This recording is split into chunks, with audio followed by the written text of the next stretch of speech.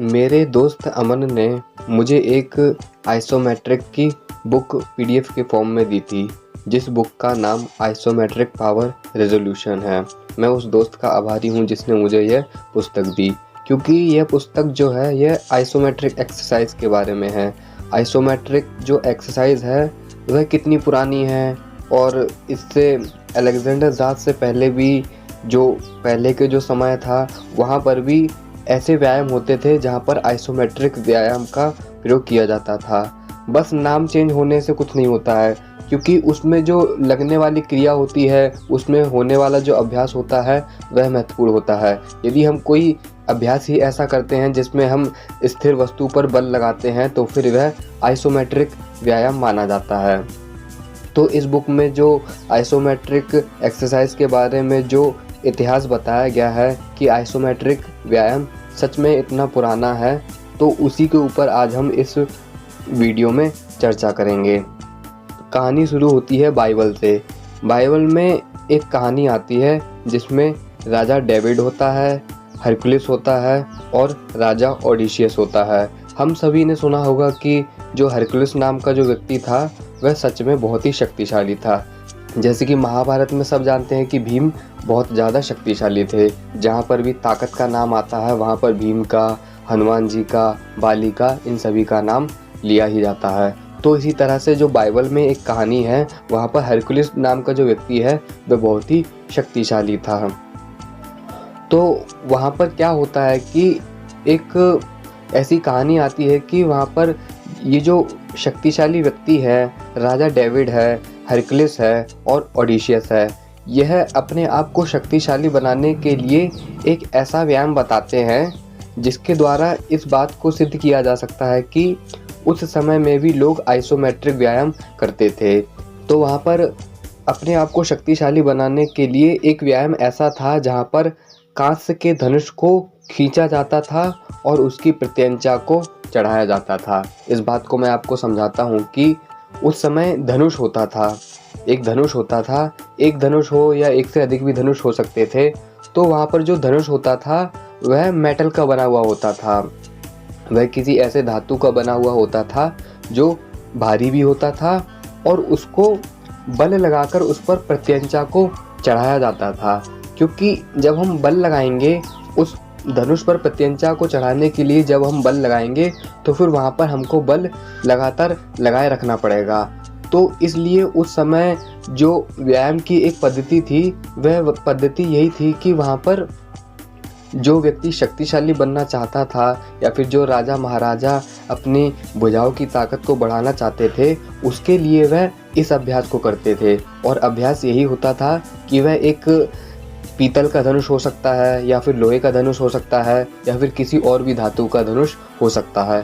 वह उस धनुष को पकड़ लिया करते थे, एक हाथ से उन्होंने ताकत लगाकर पकड़ रखा है और उसको नीचे झुकाने का प्रयास करते थे और दूसरे हाथ से जो उनकी प्रत्यंचा होती थी उसको चढ़ाते थे। तो इस बात से हमको समझ में यह आता है कि हम अपने दोनों हाथों से आइसोमेट्रिक एक्सरसाइज ही कर रहे होते हैं, क्योंकि एक हाथ से हमने उस धनुष को पकड़ रखा है और उसको नीचे की तरफ खींच रहे हैं और दूसरे हाथ से हम उस पर प्रत्यंचा चढ़ाएंगे। तो फिर दोनों हाथों से ही हम बल लगाकर उस धनुष पर प्रत्यंचा को चढ़ाते हैं। तो फिर ये जो राजा डेविड थे और जो हरकुलिस थे, यह इसी तरीके का अभ्यास करते थे किसी भी युद्ध में जाने से पहले।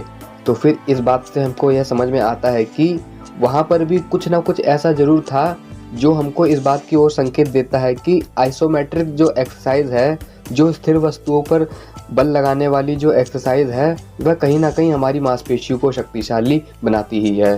तो जो ये जो पुस्तक है, ये पुस्तक सच में हमको इस बात की ओर संकेत देती है कि उस समय जो बाइबल में ये जो कहानी आ रही है राजा डेविड और हरकुलिस की, यह युद्ध में जाने से पहले अपने धनुष पर प्रत्यंचा चढ़ाते थे और जिस वजह से उनकी जो भुजाएं की जो ताकत होती थी उनमें सच में परिवर्तन होता था, वह अपने आप को शक्तिशाली महसूस करते थे।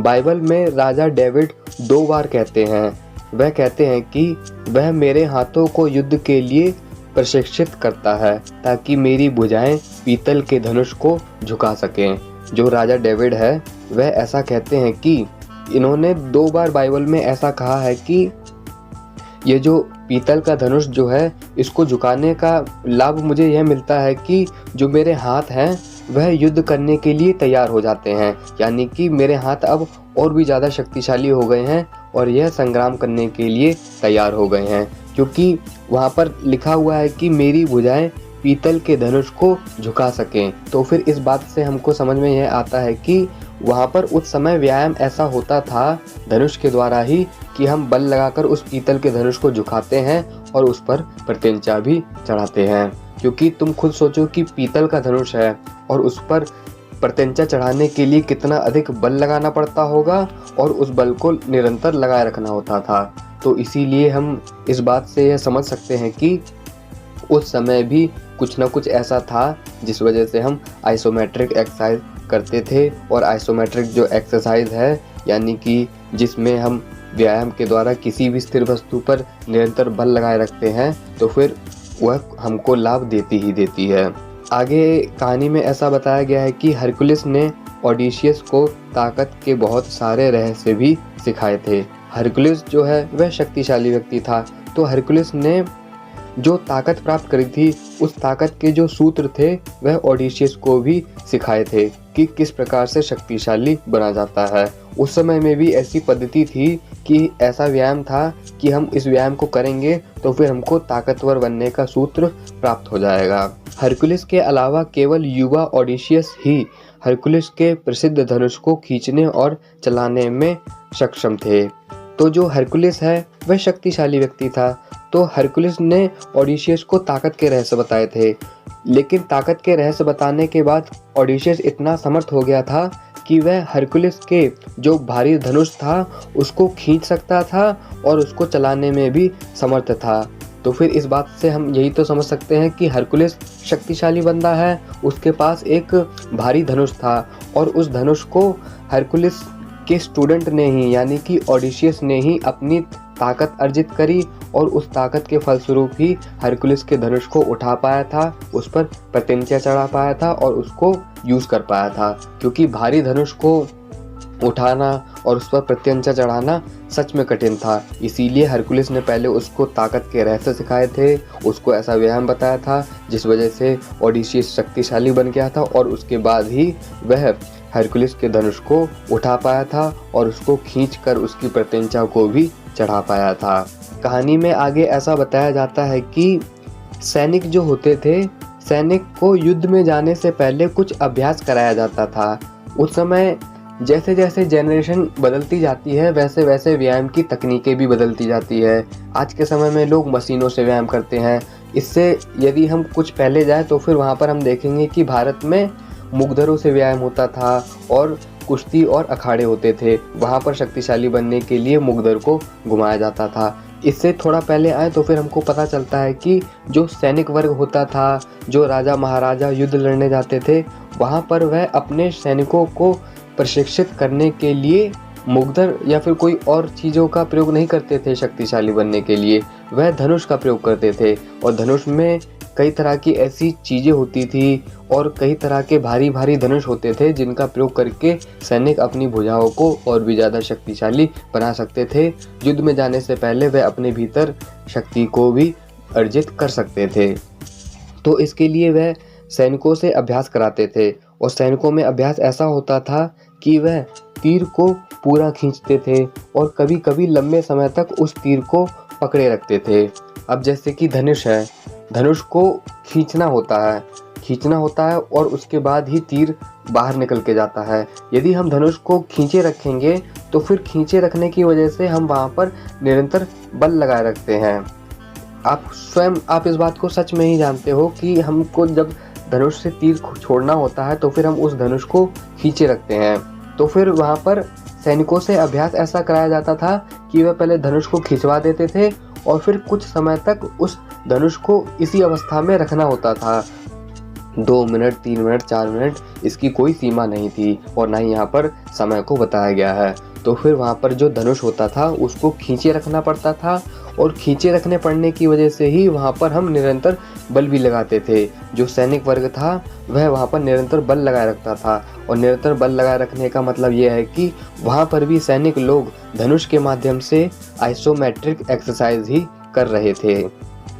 तो इस तरह से हम इस बात पर निष्कर्ष रूप से चर्चा कर सकते हैं कि उस समय में भी धनुष के द्वारा आइसोमेट्रिक एक्सरसाइज की जाती थी, और आइसोमेट्रिक एक्सरसाइज वो एक्सरसाइज है जिस वजह से हम शक्तिशाली बनते हैं। उस अध्याय में थोड़ा सा आगे और बताया गया है कि जो टीचर्स लोग होते थे और जो उनके प्रशिक्षु होते थे, शिष्य को शक्तिशाली बनाने के लिए कुछ अभ्यास बताता था, और अभ्यास में ये होता था कि वह पहले उन व्यक्तियों से हल्के धनुष से व्यायाम कराते थे।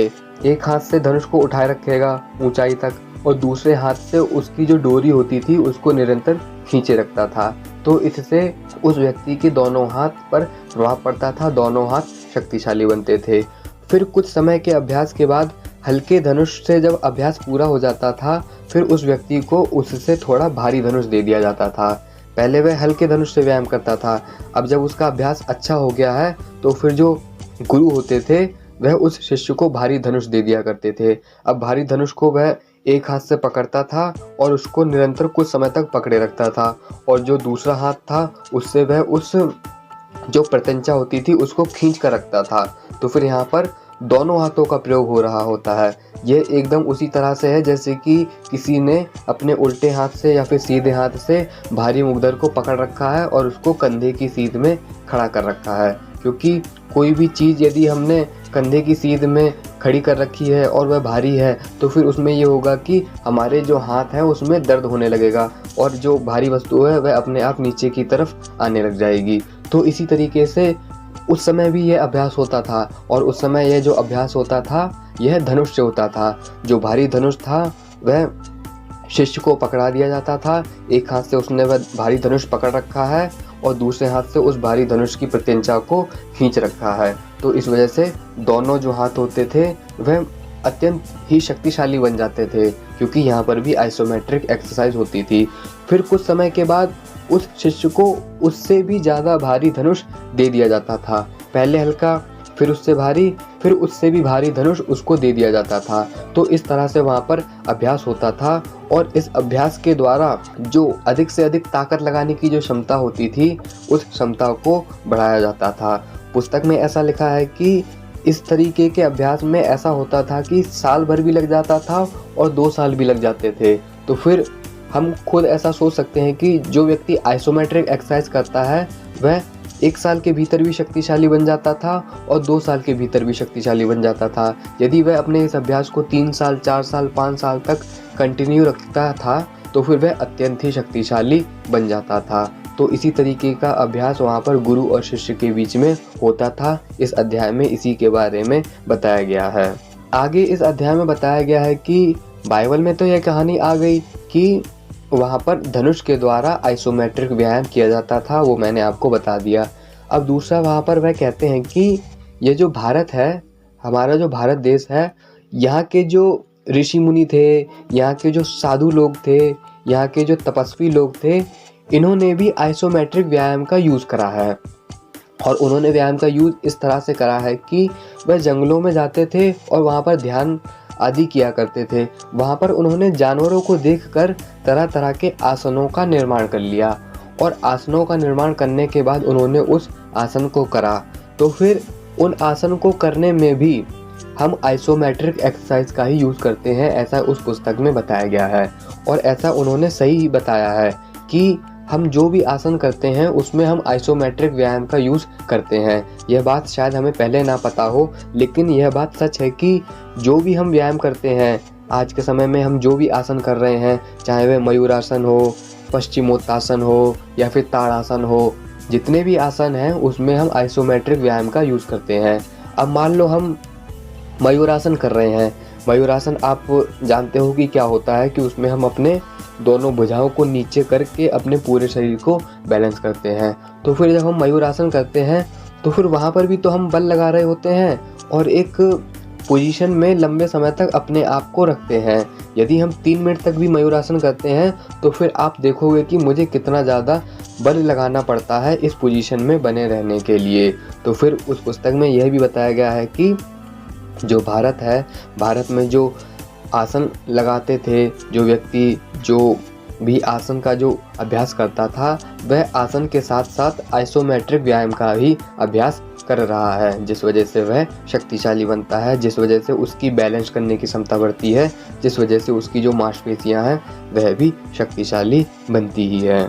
तो इस तरह से पुस्तक में ये जो आइसोमेट्रिक जो एक्सरसाइज है, इसके पूरे इतिहास को बताया जा रहा है कि किस किस जगह पर आइसोमेट्रिक व्यायाम का यूज़ होता था। भले ही व्यक्ति उसको ना जानते हो, भले ही उसको इसका मुख्य नाम ना पता हो, लेकिन व्यायाम तो वही है, क्रिया तो वही हो रही है, क्योंकि हम स्थिर वस्तु पर बल लगा रहे हैं। और जब हम स्थिर वस्तु पर बल लगा रहे होते हैं, निरंतर बल लगा रहे होते हैं, तो फिर वहाँ पर हमारा बल बढ़ना शुरू हो जाता है।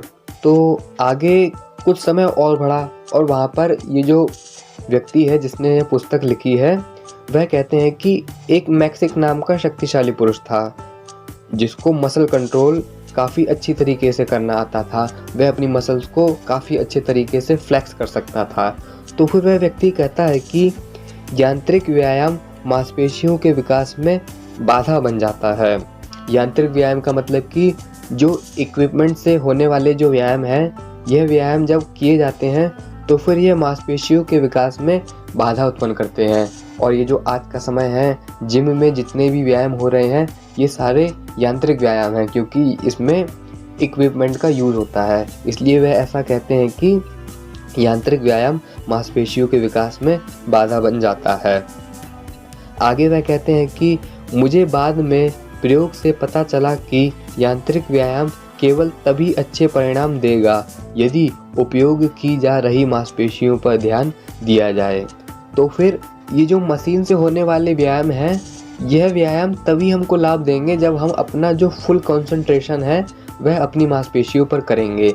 यदि हम मशीनों से व्यायाम तो कर रहे हैं, लेकिन हमारा ध्यान कहीं और है, तो फिर उससे हमको इतना अधिक लाभ नहीं मिल पाएगा। हमारी मांसपेशियां भले ही फूल जाएं और हमारी छाती का विकास भले ही हो जाए, लेकिन शक्तिशाली नहीं बन पाओगे। वही बात यहाँ पर मैक्सिक कहते हैं कि यांत्रिक व्यायाम जो है वह हमारी मांसपेशियों के विकास में बाधा उत्पन्न करता है।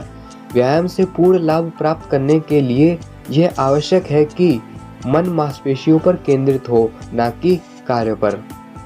यह मैक्सिक के शब्द हैं जो कहते हैं कि व्यायाम से पूर्ण लाभ प्राप्त करने के लिए यह आवश्यक है कि मन मांसपेशियों पर केंद्रित हो, ना कि कार्य पर। यह सबसे मेन और फोकस करने वाली बात है कि हम जो व्यायाम करते हैं, उस व्यायाम में हमको ऐसा करना चाहिए कि जो हमारा मन है वह पूर्ण रूप से मांसपेशियों पर अधिक से अधिक केंद्रित होना चाहिए। और यही बात यहाँ पर मैक्सिक भी कहते हैं, जब हमारा मन जो है वह मांसपेशियों पर अधिक से अधिक केंद्रित होगा, तो फिर हमारी जो मांसपेशियाँ हैं वह स्ट्रॉन्ग होती है, शक्तिशाली होती हैं। और ये जो सबसे बड़ी जो जिम में जो कमी है वह यही है कि हमारा जो मन है वह जिम में व्यायाम करते समय मांसपेशियों पर केंद्रित होता ही नहीं है। हम व्यायाम भले ही कर रहे हैं, डंबल भले ही उठा रहे हैं, लेकिन हमारा मन जो है वह कहीं और ही होता है। इसलिए वहाँ पर हमारी मसल पंप तो हो जाती है, हम अपने जोश के वशीभूत होकर बहुत सारी रेपिटेशन तो कर लेते हैं, लेकिन वह मसल स्ट्रॉन्ग नहीं बन पाती है, शक्तिशाली नहीं बन पाती है। आगे मैक्सिक स्पष्ट रूप से बताते हैं कि उपकरणों के बिना स्वनिर्देशित आइसोमेट्रिक संकुचन ऐसे असाधारण परिणाम क्यों दे सकते हैं। ऐसा इसलिए है क्योंकि एक सच्चे आइसोमेट्रिक संकुचन के दौरान व्यक्ति के विचार या दिमाग स्पष्ट रूप से मांसपेशियों के संकुचन पर ही केंद्रित होते हैं। तो यहाँ पर जो मैक्सिक है वह कहते हैं कि आइसोमेट्रिक एक्सरसाइज बहुत अच्छी है, और वह अच्छी इसलिए है क्योंकि जब हम आइसोमेट्रिक व्यायाम करते हैं तो फिर वहाँ पर जो हम निरंतर बल लगाए रखते हैं, निरंतर बल लगाए रखने की वजह से हमारा जो मन है वह पूरी तरह से मांसपेशियों पर केंद्रित हो जाता है, हमको अधिक प्रयास करना ही नहीं पड़ता है। तो आइसोमेट्रिक व्यायाम का सबसे बड़ा लाभ तो यही है कि जब हम इस व्यायाम को करते हैं तो फिर वहाँ पर हमारा जो मन है वह पूरी तरह से हमारी मांसपेशियों पर ही केंद्रित हो जाता है। हमारी मांसपेशियों में दर्द हो रहा होता है, इसलिए हमारा जो माइंड है वह अपने आप ही उस दर्द पर फोकस हो जाता है, उन मांसपेशियों पर फोकस हो जाता है। तो इसीलिए कहते हैं कि जो मैक्सिक कहते हैं कि ये जो आइसोमेट्रिक व्यायाम है यह सच में लाभकारी है, और इससे जो हमारा जो माइंड है वह ऑटोमेटिक ही हमारी मसल्स पर फोकस हो जाता है। इस पुस्तक में आगे एक व्यक्ति के बारे में और बताया है जिसका नाम जॉर्ज एफ जॉबिट है, जो अपने समय में काफ़ी शक्तिशाली पुरुष रहे हैं। जॉर्ज एफ जॉबिट ने 1928 में एक बुक प्रकाशित करी थी जिसका नाम the revealed secret of man था। वहाँ पर वह कहते हैं कि किसी गतिविधि का 100 बार या 1000 बार अभ्यास करने से आप कहीं नहीं पहुँचेंगे, ना ही 1 टन लोहे को खींचने में आप कहीं पहुँचेंगे। जितना अधिक मानसिक आवेग आप प्रयास के पीछे लगाएंगे उतना ही कम समय लगेगा। यहाँ पर भी जॉर्ज एफ जॉबिट कहते हैं कि किसी चीज़ को बार बार करने से कुछ नहीं होगा, बल्कि जब हम व्यायाम करते हैं तो फिर वहाँ पर यदि हम अपना जो मेंटल फोर्स है, यानी कि जो हमारी ताकत लगाने की जो क्षमता है, उसी को यदि हम ज़्यादा से ज़्यादा एक बार में लगाने का प्रयास करेंगे तो फिर हमको किसी भी काम को दोहराने के लिए 1000 बार या फिर 100 बार प्रयास नहीं करना पड़ेगा। यहाँ पर जॉर्ज एफ जॉबिट यही कहते हैं कि जो आइसोमेट्रिक व्यायाम है वहाँ पर हम अपनी जो मेंटल फोर्स है उसके ज़रिए हम निरंतर ताकत लगाते हैं और यह करना हमारे लिए ठीक है, बजाय उनके जो रेपिटेशन वाले व्यायाम करते हैं। आइसोमेट्रिक एक्सरसाइज में हमको 2 चीज़ों पर विशेष रूप से ध्यान देना पड़ता है। पहला, स्वयं मांसपेशियों का संकुचन बिना किसी उपकरण के, यानी कि हमारे हाथ में कोई उपकरण ना हो लेकिन फिर भी हम अपने हाथों से इतनी ताकत लगाएं कि हमारी जो मांसपेशियां हैं वह पूरी तरह से संकुचित हो जाएं, उनमें अधिक से अधिक बल लगाने की क्षमता आ जाए। और दूसरा यह, जानबूझकर अपनी मांसपेशियों को बड़ी तीव्रता के साथ अनुबंधित करने के लिए लेज़र जैसे फोकस के साथ मसल्स पर ध्यान देना। दूसरे पॉइंट में वह यह कहते हैं कि हमको अपना जो माइंड है वह एकदम लेज़र की तरह, जो लेज़र जो होता है उसकी तरह अपनी मसल्स पर पूरी तरह से फोकस कर लेना होता है। अपनी जो मसल्स हैं, व्यायाम करते समय जब हम मसल्स पर ध्यान देते हैं तो फिर जो हमारा माइंड है वह पूरी तरह से हमारी मसल्स पर ही फोकस होना चाहिए, ऐसा इस पुस्तक में बताया गया है। जो भी इस आइसोमेट्रिक व्यायाम को करता है उसको शक्तिशाली बनने के लिए फोकस को बढ़ाना होता है, अपनी मांसपेशियों पर ध्यान को केंद्रित करना होता है। आगे आइसोमेट्रिक व्यायाम को और भी ज़्यादा यूज़फुल प्रूव करने के लिए वह और भी व्यक्तियों के नाम गिनाते हैं, जिसमें एक व्यक्ति का नाम है ट्रॉम्प वैन डिगलिन। यहाँ पर लिखा है कि रक्त मांसपेशियों में पोषण कुछ इस तरह से करता है।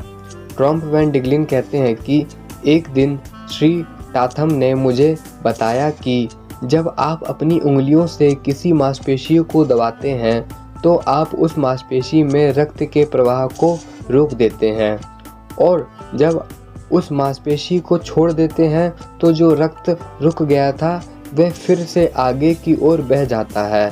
उन्होंने कहा, यदि आपके पास पानी की एक छोटी सी धारा है और उस छोटी नाली में कुदाल डालकर प्रवाह को रोकते हैं तो पानी कुदाल के पीछे जमा हो जाता है, और जब आप फिर से कुदाल को उठाते हैं तो वह रुका हुआ पानी मजबूती के साथ आगे बढ़ जाता है। इस बात को कहने का मतलब ये है कि जो हमारा जो रक्त है, रक्त जो है वह कोशिकाओं के लिए पोषण का काम करता है। तो फिर जब हम आइसोमेट्रिक व्यायाम करते हैं, जब हम बल लगाते हैं, तो फिर यदि हमने हाथों से बल लगाया है तो फिर हाथों से मुट्ठी टाइट करने की वजह से जो हमारा जो रक्त का प्रवाह है उसकी गति धीमी हो जाती है, और जितनी देर तक हम मुट्ठी को दबाए रखते हैं उतनी देर तक हमारा जो रक्त है उसका प्रवाह धीमा हो जाता है, और जैसे ही हम उस मुट्ठी को खोल देते हैं तो फिर जो रक्त का प्रवाह जो रुक गया था वह अब तीव्र गति से हमारी कोशिकाओं की तरफ जाना शुरू हो जाता है। तो इस बात से हमें लाभ यह मिलता है कि हमने जो रक्त रोक दिया था और उस रक्त को रोकने की वजह से जो उसमें जो रुकावट आई थी, और फिर जो रुकावट आने की वजह से हमने उसको कुछ समय के बाद जैसे ही हमने अपने हाथों को खोला तो फिर वह रक्त और भी तीव्र गति से हमारी कोशिकाओं की तरफ जाता है, और जब वह रक्त तीव्र गति से हमारी कोशिकाओं की तरफ जाता है तो फिर वह पहले से अधिक तीव्र गति से जाता है, और उसमें जो ऑक्सीजन की मात्रा होती है वह और भी ज़्यादा बढ़ी हुई होती है, जिस वजह से हमारी जो सारी कोशिकाएं हैं, हमारी जो सारी मांसपेशियां हैं, उनका पोषण और भी ठीक प्रकार से होने लगता है। तो फिर आइसोमेट्रिक व्यायाम का यह लाभ भी है कि जैसे जैसे हम बल लगाते हैं तो फिर जो हमारा जो रक्त का प्रवाह है वह बीच में गति धीमी हो जाती है उनकी, और जैसे ही हम आइसोमेट्रिक व्यायाम में अपने आप को ढीला छोड़ते हैं तो फिर जो रक्त है वह पुनः अपना स्थान पकड़ लेता है और वह सारी कोशिकाओं की तरफ जाना शुरू हो जाता है। आगे जॉव कहते हैं, लेकिन मिस्टर टाथम, अगर मैं अपनी बाह की मांसपेशी को टाइट कर दूंगा तो उस मसल में रक्त का प्रवाह निश्चित रूप से धीमा हो जाएगा, और फिर जब मैं मसल को रिलैक्स करूंगा तो उस मसल में रक्त का प्रवाह पहले से बेहतर होगा। टाथम ने कहा, हाँ। टाथम ने कहा, रक्त पोषण की नदी है जो कोशिका तक आवश्यक पोषण और ऑक्सीजन लेकर जाती है। व्यायाम करते समय ऊर्जा की बचत करनी चाहिए और इसे जितना संभव हो उसे कम खर्च करना चाहिए। एग्जाम्पल के लिए, आप अपनी पेक्टोरल मसल्स को विकसित करने के लिए भारतीय क्लबों यानी कि मुग्दर को घुमाते हैं तो उनसे आपको शानदार परिणाम नहीं मिलेंगे जो परिणाम आपको मसल को टाइट करने से मिल सकते हैं। तो यहाँ पर जो टाथम है वह कहते हैं कि आइसोमेट्रिक व्यायाम सच में सही है, और वह सच में सही इसलिए है क्योंकि आइसोमेट्रिक व्यायाम जब हम करते हैं तो फिर वहाँ पर हमको बल लगाना पड़ता है। बल लगाने की वजह से हमारा जो रक्त का प्रवाह है उसकी गति धीमी हो जाती है, और जैसे ही हम बीच में अपने आप को रिलैक्स करते हैं तो फिर जो रक्त का प्रवाह है वह और भी ठीक प्रकार से हमारी कोशिकाओं की तरफ जाता है। आगे वह यह भी कह देते हैं कि यदि हमको पीठ की मसल को शक्तिशाली बनाना है तो फिर जो मुग्दर घुमाने वाले व्यायाम हैं वह उपयोगी तो हैं, लेकिन उनसे ज़्यादा उपयोगी वह वाले व्यायाम हैं जिसमें हम दृढ़ता के साथ अपनी पीठ को सख्त कर लेते हैं और फिर वहाँ पर जो हमारी मसल्स है वह और भी ज़्यादा स्ट्रॉन्ग बन जाती है। इसलिए वहाँ पर वह ऐसा कहते हैं कि हमको मुग्दर घुमाने की बजाय अपनी पीठ को व्यायाम के द्वारा ऐसा फ्लेक्स कर लेना चाहिए ताकि जो हमारा जो पीठ है वह और भी ज़्यादा शक्तिशाली बन जाए। आइसोमेट्रिक एक्सरसाइज आपकी मांसपेशियों, तंत्रिकाओं और आपके शरीर की प्रत्येक कोशिका में नया पोषण और जीवनदायी ऑक्सीजन लाने की अनुमति देता है। तो यह देखो कि आइसोमेट्रिक एक्सरसाइज का कितना बड़ा लाभ है कि यह जो आइसोमेट्रिक एक्सरसाइज है इसमें जो हमारा रक्त है वह सारे शरीर में जाता है और सारे शरीर में ऑक्सीजन को लेकर जाता है, पोषण को लेकर जाता है।